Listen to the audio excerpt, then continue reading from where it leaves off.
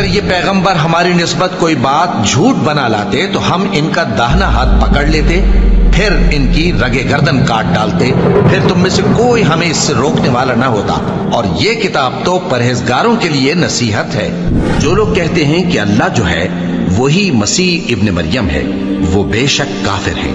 ان سے کہہ دو کہ اگر اللہ عیسیٰ ابن مریم کو اور ان کی والدہ کو اور جتنے لوگ زمین میں ہیں سب کو ہلاک کرنا چاہے تو اس کے آگے کس کی پیش چل سکتی ہے؟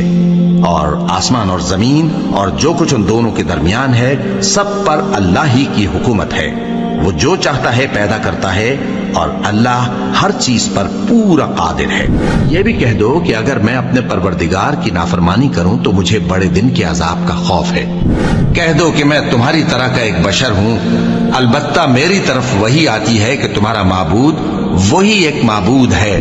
اور کہتے ہیں یہ کیسا پیغمبر ہے کہ کھانا کھاتا ہے اور بازاروں میں چلتا پھرتا ہے، اس پر کوئی فرشتہ کیوں نازل نہیں کیا گیا کہ اس کے ساتھ خبردار کرنے کو رہتا، یا اس کی طرف آسمان سے خزانہ اتارا جاتا، یا اس کا کوئی باغ ہوتا کہ اس میں سے کھایا کرتا۔